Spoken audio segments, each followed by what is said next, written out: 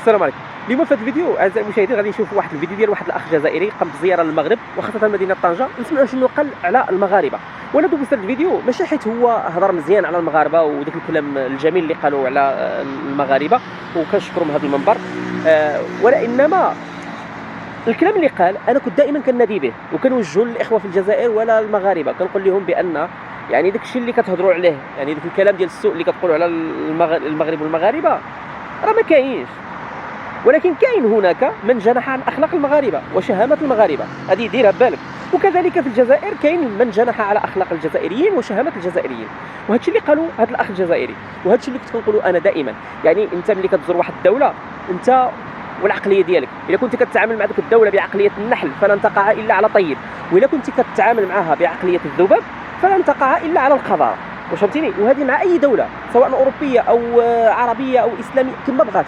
يعني هذا الشيء هذا اللي يعني انت والهدف ديال الزياره، يعني بغيتي الصلحاء غادي تلقاهم، بغيتي العلماء غادي تلقاهم، بغيتي الناس اللي جنحه على الاخلاق داك القوم فغادي تلقاهم من طبيعه الحال. نسمعوا الفيديو ديال الاخ الجزائري، ودائما بحال هاد الناس هادو بارطاجوا، لان يعني في السوشيال ميديا كاين بزاف ديال الناس اللي كيفسدوا، يعني يفسدون العلاقه بين الجارين. فلهذا ملي تلقاو شي واحد يعني كينشر محتوى يعني يهدف الى جمع ولم الشمل فبارطاجيو وعاونوا. السلام عليكم. السلام عليكم. عمر الرايب ولا يولي حليب، وعمر المغربي ولا يولي حبيب.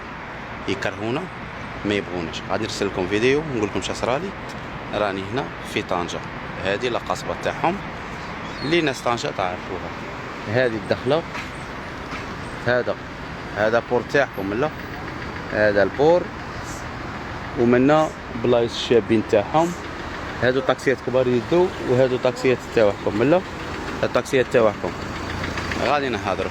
بون شا صرالي، بكرت نصلي في الجامع الفجر، الحمد لله الجامع معمر.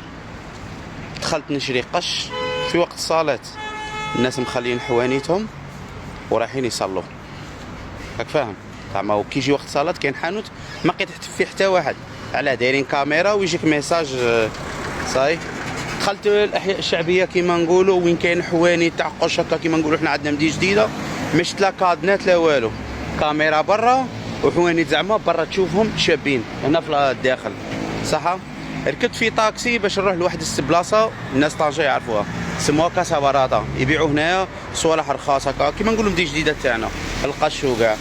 طاكسي ركبت معاه جزائري، قلت صاي انا عايش في الدبزه معاه جزائري، والله ما نتخلص عليك.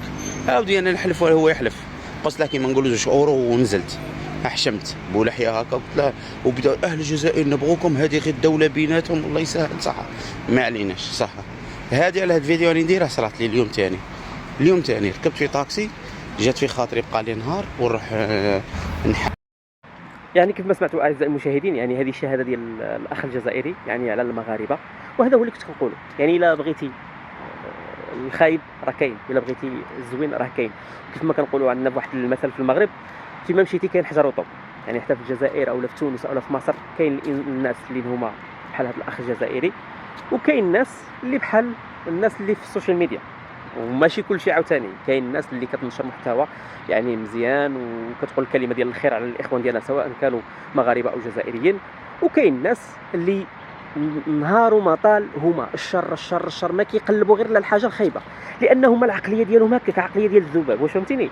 لانهم من كيلقاو داك الشر وداك الاشياء الخايبه، لان العقليه ديالهم عقليه ديال الذباب، لا يقعون الا على القذاره اعزكم الله. اما لو كان كيتعاملوا مع السوشيال ميديا حتى هي بالعقليه ديال النحل فلن يقعوا الا على كل طيب، فهمتيني؟ وكذلك كاين فيديوهات ديال المغاربه مشاو للجزائر وكيهضروا على الحفاوه وديال حسن الضيافه ديال الاشقاء ديالنا في الجزائر. ولعل الماتش الاخراني اللي جاوا الجزائري، المنتخب الجزائري لعب مع غينيا في مركب محمد الخامس البارح، يعني كيشفتوا الحفاوه ديال رغم الخلافات السياسيه، فان حتى على مستوى ديال الدوله يعني جاء وفد من الجامعه المغربيه باش يستقبل الوفد ديال الجامعه الجزائريه، والامور هانيه. وكاين بعض المغاربه اللي دخلوا شجعوا المنتخب الجزائري، امور هانيه. ولكن ديك الناس ديال السوشيال ميديا الله يهدينا ويهديهم. السلام عليكم.